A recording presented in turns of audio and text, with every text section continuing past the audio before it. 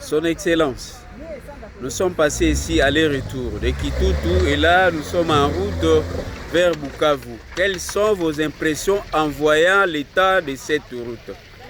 Je crois que vous n'avez pas besoin de dessin pour voir. Vous n'avez pas besoin de dessin.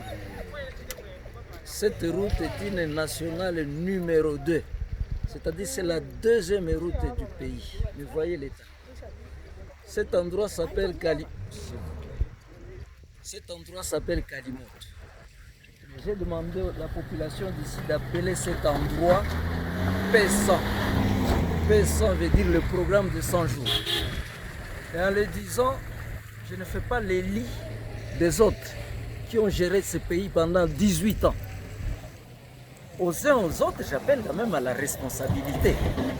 J'appelle à la responsabilité. Vous avez vu ça où? Même les pays les plus pauvres du monde n'ont pas ça. Et les gens paient les taxes. Quand nous avons enterré le mort là à Kamituga, le député Kibala, qu'est-ce qu'il a dit? Il a dit que cette région, c'est la région la plus taxée. Mais où va cet argent? Où va cet argent? Donc j'en appelle à la responsabilité de tout le monde. Alors, les populations me disent qu'on s'arrange pour que nous fassions nous-mêmes cette route. Il y en a qui ont commencé à les faire des routes de dessert. Les routes de dessert agricoles, je crois que la population peut s'en occuper.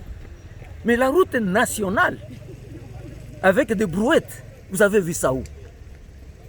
Alors moi, j'ai dit, comme il s'est passé avec l'enseignement, comme il s'est passé avec les routes, nous devons renoncer à cette politique de suppléance.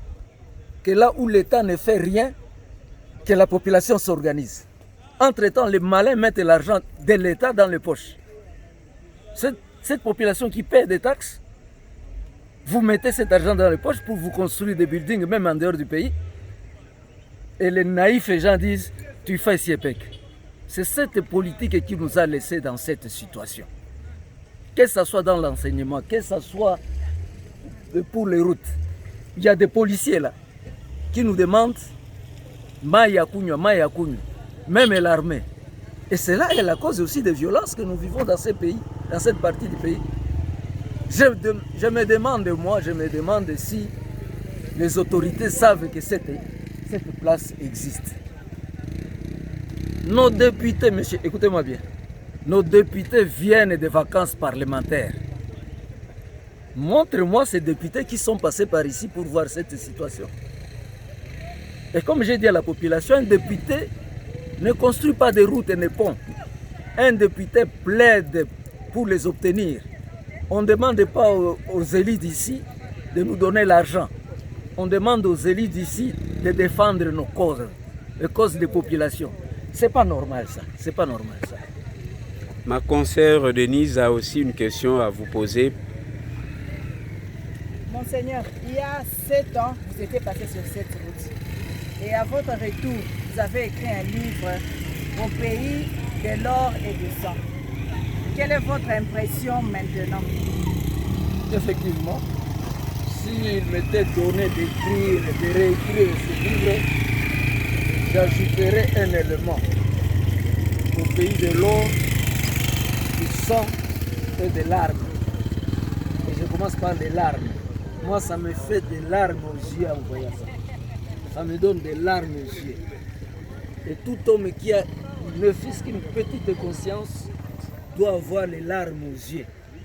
Mais ne pas s'arrêter à pleurer, à prendre des décisions, à faire des actions. 2. Au pays de sang.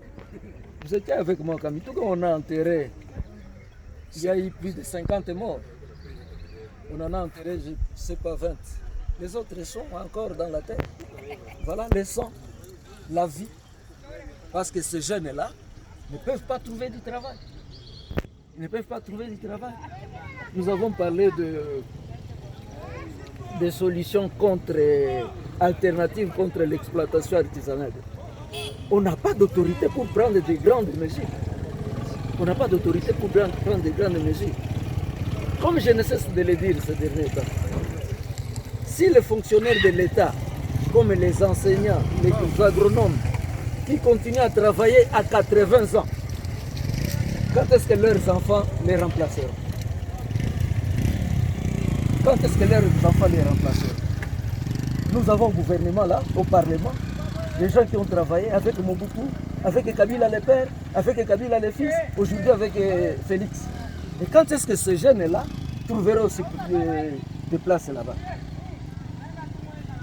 Pays de larmes, la souffrance que les gens trouvent ici.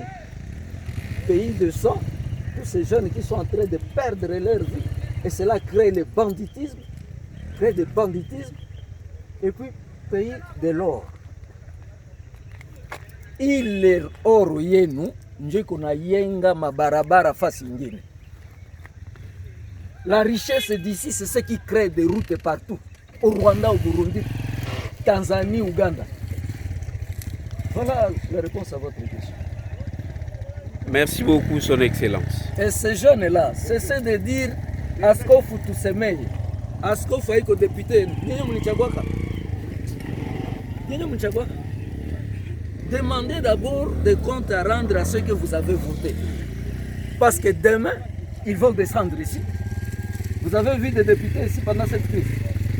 Demain, ils vont descendre ici. Bengine banakuwa barua, banini.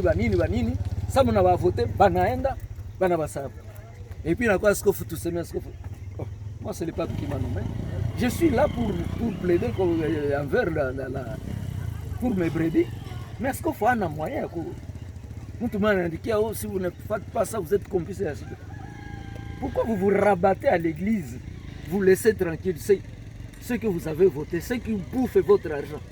Selon vous, qu'est-ce que la population doit faire? Revendiquer leurs droits. Revendiquer le droit. En utilisant... On a droit. Les moyens pacifiques, bien sûr.